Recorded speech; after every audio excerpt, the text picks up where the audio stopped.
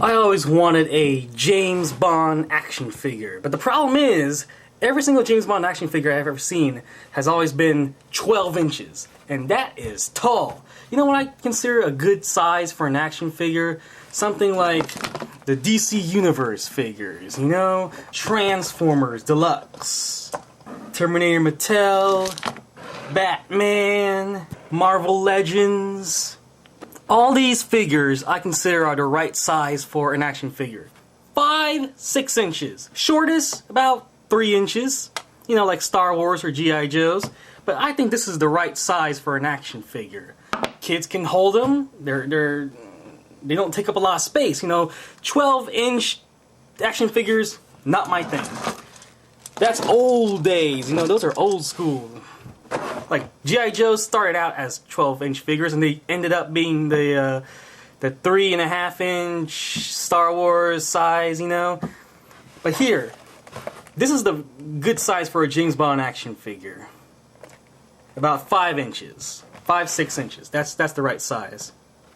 So here I have a James Bond action figure for GoldenEye. That's from this movie. I have DVD right here, GoldenEye. James Bond 007. The packaging is very simple, not much there. I'm most concerned about this. His head, his arms, they're all attached, disassembled from his body. So this is kind of like the worst action figure packaging. Who the heck puts action figures with all their arms and limbs when they could easily be put together? And actually there's a story behind this action figure.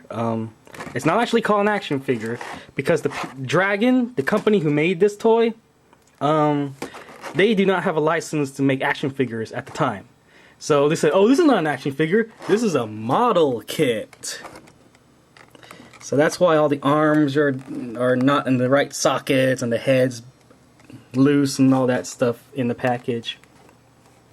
Because Dragon, the company that made this, does not have action figure license at the time.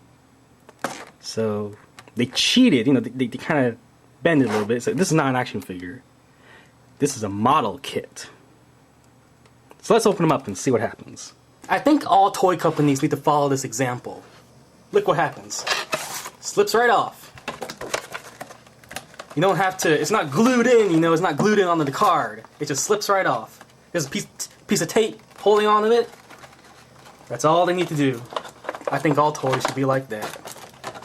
There he is, James Bond.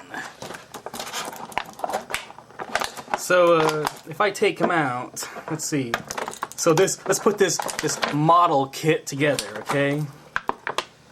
There's his arms, there's his head. There's his head. Does it look like Pierce Brosnan? I'm not completely sure. Actually, it kind of does, huh? Not 100%, but whatever. So just attached to his head onto the body. Looks like his head is leaned over a little bit there. Here's his arm with the gun. Gun doesn't come attached. It doesn't detach itself though. There's another arm. Hey, that's not too bad, huh? James Bond. His name is Bond. James Bond. Now I have another one actually. I have Wai Ling from Tomorrow Never Dies.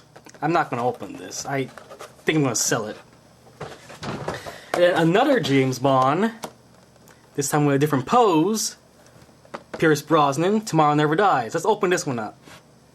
Yep, the Tomorrow Never Dies one has a different pose compared to this one for GoldenEye. But they look really good. They're statues, obviously. Here, let me see if I can slip this behind them. Okay. So there you go. Woohoo! Look at that. Man, it looks good. I always wanted a James Bond action figure, and I got one. And for a good price, too. $10 each. Now, what I want to do, and tell me if this is a bad idea. But I want to paint one of them in a white coat. Keep the black pants, white coat. Kind of like, hold on. Kind of like this. White tux, white tie, white jacket, black pants. Of course, that's not James Bond, but this, I can't. I just Googled something real quick. That's the outfit. So I want to make one of these guys that, you know, just paint the jacket on the outside white and keep one of them black. So if you think it is a good idea to paint one of them white, which one? Right? This is the GoldenEye one. This is the Tomorrow Never Dies. Let's do a size comparison real quick.